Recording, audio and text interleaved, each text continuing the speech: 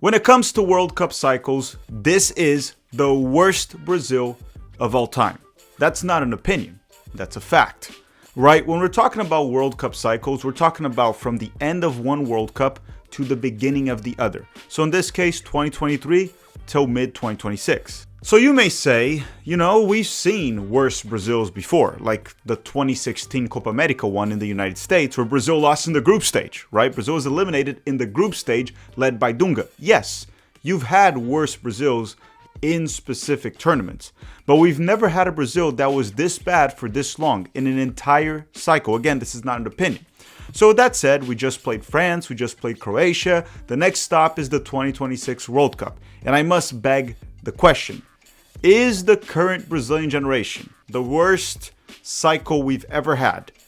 Are they actual World Cup contenders or just pretenders?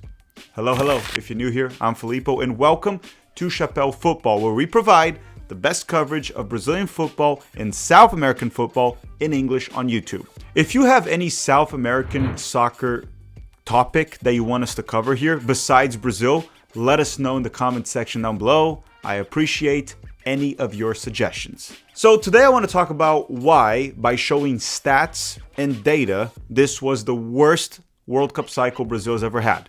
Then I will address the Neymar situation. Yes, we're still talking about Neymar. I have to address it. Will he be in the World Cup or not? I have to talk about it. Then I'm going to quickly talk about the France game and the Croatia game, my thoughts on it, right, of like how we did, if it was good, it was bad.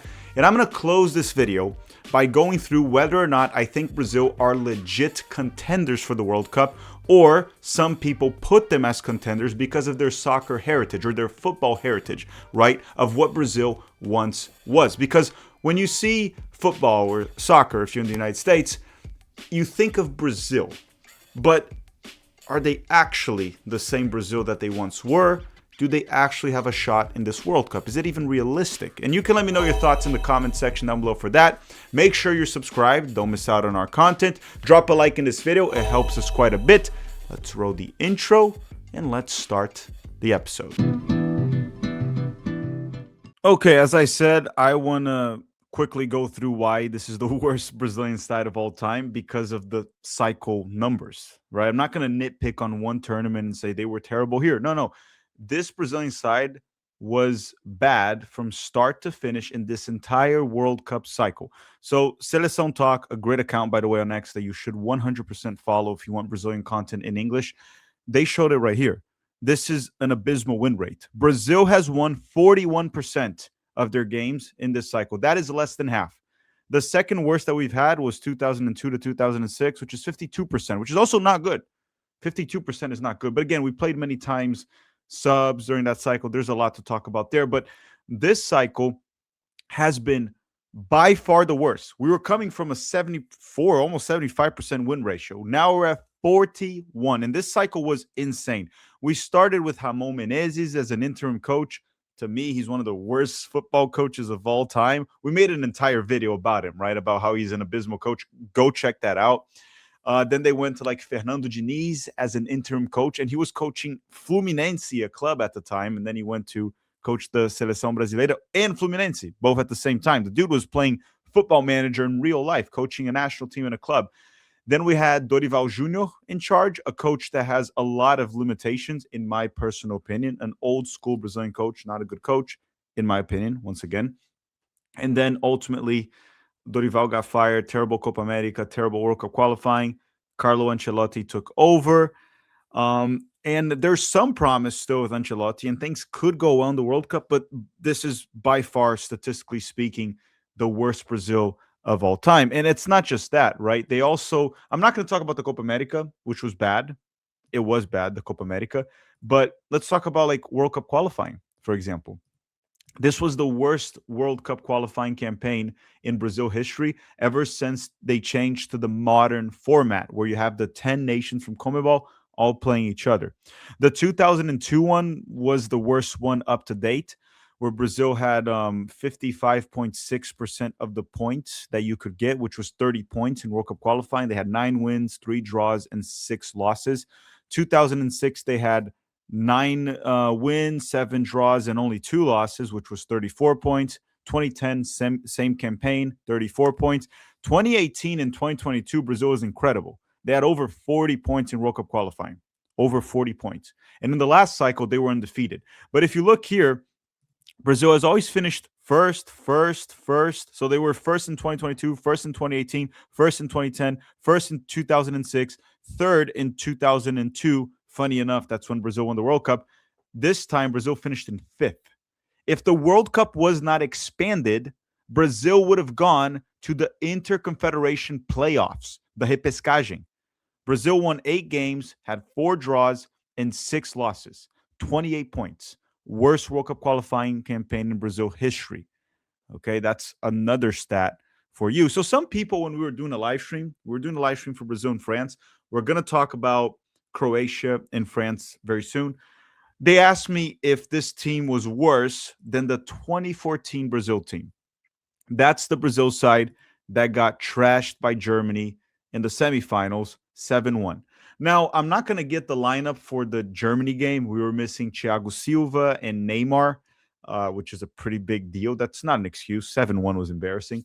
But is the current Brazil better than the 2014 World Cup Brazil, which to many, that's like the worst Brazil ever, the 2014 World Cup? And they might be right. They might be right, even though that team made it to the semifinals. I know they got destroyed by Germany.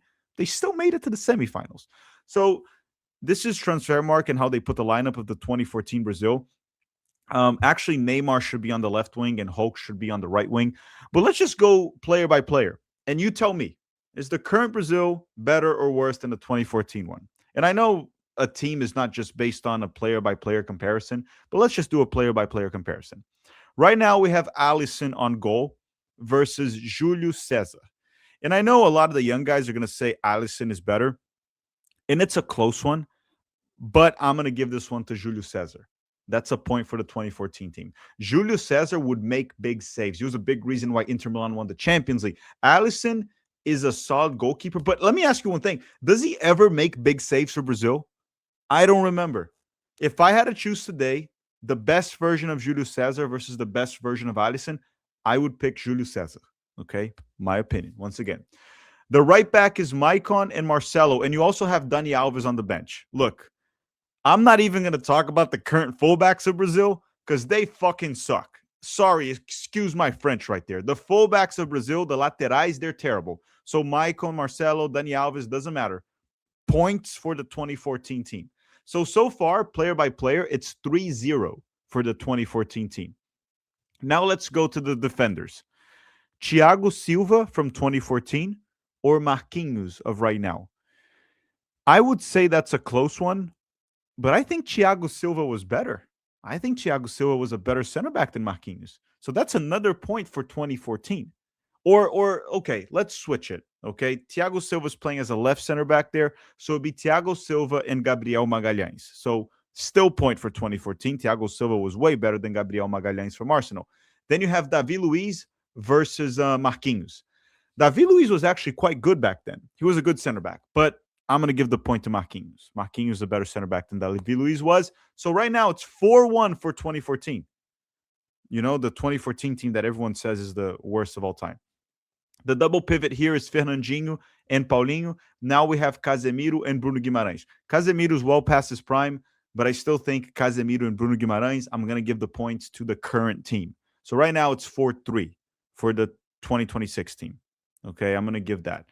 The number 10 now for this team. This one is Oscar, and Oscar was very good. Oscar was a very good player until he went to China. So the 10 for Brazil now, who is it? Mateus Cunha. Sometimes he plays as a 9, sometimes as a 10. Before it was Rodrigo. I think, like, if some people are going to say Neymar's coming back. We're going to talk about Neymar in a second. I think Oscar was better. And then when you go on the left wing, so right now it's 5-3 for the 2014 team. If you go on the left wing, you have Neymar versus Vinicius Jr. Neymar in 2014 was better than current Vinicius Jr. And then when you go on the right wing for Brazil, you have Rafinha versus Hulk. I would say Rafinha is better, okay? And then up top, you have Fred versus Mateus Cunha, whatever. So at the end of the day, the 2014 team with this one, they match up very well, which is kind of crazy because everyone says that team was so bad, so bad. And when you go player by player, It's much closer than you think, even a slight advantage for 2014. But now let's talk very quickly about Neymar, because I think this is important and I don't have to put anything on screen. I'm going to put actually, maybe I can put the roster. No, let's talk about Neymar real quick. Let's talk about Neymar. So I see a lot of people saying that Brazil needs Neymar, right? Neymar needs to rescue the Brazilian national team. Neymar is not going to go to the World Cup. Okay. I'm just telling you guys right now. If you've been watching Santos and you are not a Neymar fanboy, you have realized that Neymar will not go to the World Cup. Right now, I'll say it. Brazil needs Endrick in the World Cup a lot more than they need Neymar. Okay. Neymar's issue is not just fitness, it's not just being injured, it's intensity and even technical. Like he hasn't been great, even on the ball. Just watch the damn games. Okay.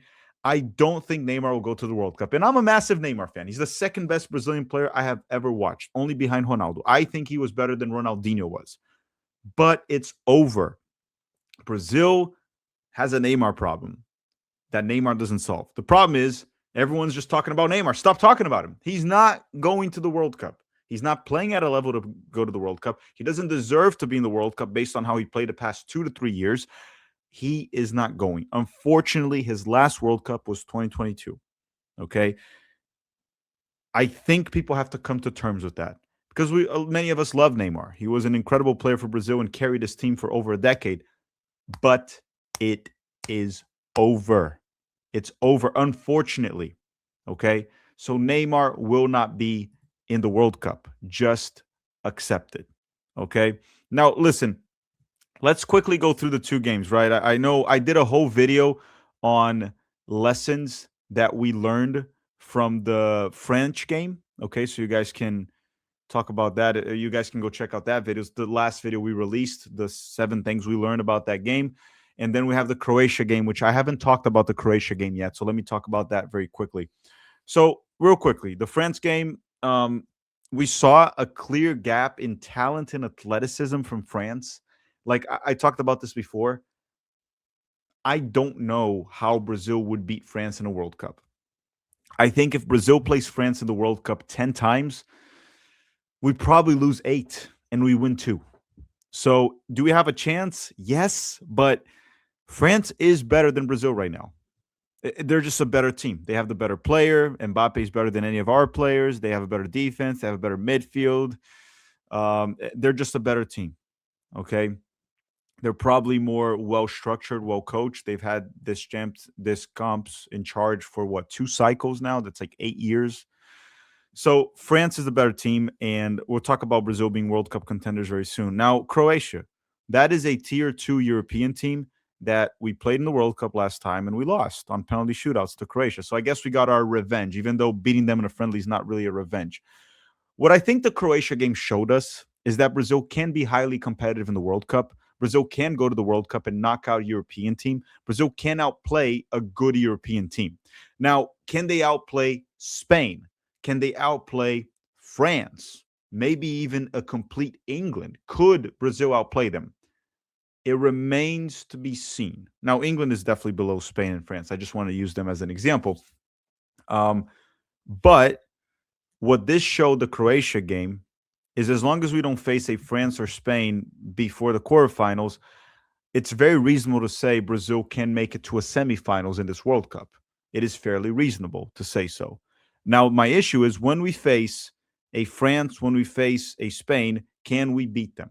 You may be talking about, what about Portugal? Great team, but I watched them play against Mexico. I watched them play against the U.S. I think Brazil can beat Portugal. Argentina, tough team. It's going to be a derby. I think Brazil and Argentina in the World Cup, honestly, it's 50-50. But my fear is Spain and France. And I'm going to ask you guys once again, do you think Brazil can beat Spain or France? Could Brazil beat both? Let's say they have to play Spain in the semifinals and France in the final. Do you realistically think Brazil can win the World Cup? In my opinion, if something like that happens, the answer is no. I don't think Brazil could win the World Cup. If they're going to face those two, they're going to lose to one of them. The scenario I think Brazil could win the World Cup is if Ancelotti sets up the team properly, and I'll talk about that in a second, and if we can avoid one of those two. Because if we are in a one-off match with France or Spain, anything can happen. We're not going to be the favorites against them, but anything can happen. Now, today, also, while I'm recording this, they report, and this is Brazil Football. That's another great account you should follow on X for Brazilian football in English. But they essentially leaked the Brazilian World Cup roster. And when I'm asking if Brazil are actual World Cup contenders, we have to look at the players that they have. And when you look at Brazil's roster, as I said, it's probably a top 5, top 6 roster in the World Cup. So could Brazil win the World Cup? Yes. This is the roster that they're very likely to bring. Alisson on goal, Ederson and Bento as options, Marquinhos and Gabriel Magalhães, Léo Pereira, I wouldn't trust him in the World Cup, and Bremer. So Bremer is probably the third center back right there.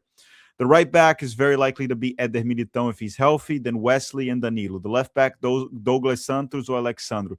So the one thing Ancelotti that does have to do for the World Cup, if he wants to win it, is he needs to just put center backs as fullbacks. That, like, our fullbacks suck. So the bare minimum you need to win the World Cup is just have ones that can defend, right? If we're going to win this World Cup, Brazil's going to need a very rock solid defense, and we're going to have to be very dangerous on the counterattack. That is how Brazil could possibly win this World Cup. The era of Brazil being a possession-based team, tiki-taka, like outplay, joga bonito, that's dead. That's gone. Brazil's going to have to play ugly if they want to win this World Cup. They're going to have to defend like hell and counterattack. And if they do that, they can knock out big teams. Portugal, England, even Spain. Spain might struggle with Brazil's counterattack and bring in intensity, which is one of the reasons why I don't think Neymar will go. You need players like Ryan, Luis Henrique, Estevão, Rafinha, Vinicius Jr., players that bring intensity. Without intensity, Brazil will not win the World Cup. You cannot bring Neymar and try like the slow pace, joga bonito style. It's not going to work, okay? Let's just be honest with ourselves. Let's call a spade a spade. Let's quit bullshitting. It's the reality. So when you look at the rest of the roster, fullbacks, it has to be guys that are defensive oriented. I don't trust Douglas Santos. I don't trust Alexandre that much either. So the left back is a bigger concern because if we have Éder Militão on the right, we should be okay. Militão should be fine. Brazil's midfield.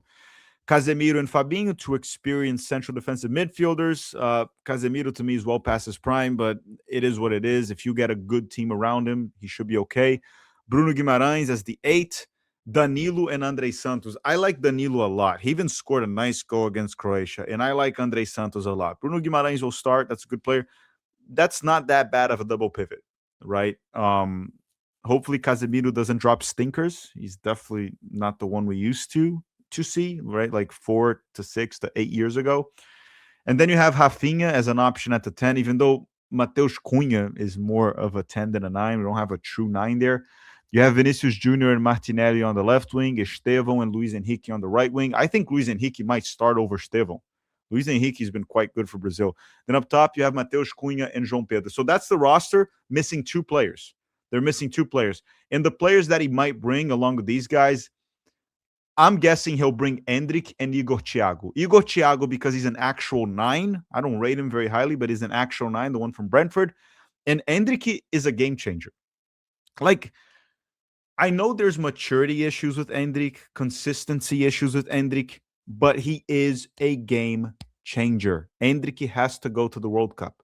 He'll come off the bench. Don't start him, but he has to come off the bench. He brings in an intensity and a level. He changed the game against Croatia. I want to talk about that game. He changed the game. He drew a penalty kick for Brazil, and then he got the assist for Martinelli's goal. Endrick has to go to the World Cup, not Neymar. Endrick. So to the question that we asked in the beginning of the video, can Brazil win the World Cup? Yes. Are Brazil among the favorites? No, they're not even a top 3 team to win the World Cup. They're a top 5, top 6. They can win the World Cup. And even though, and which is crazy, right? I talked about how this is probably the worst Brazil of all time in a World Cup cycle.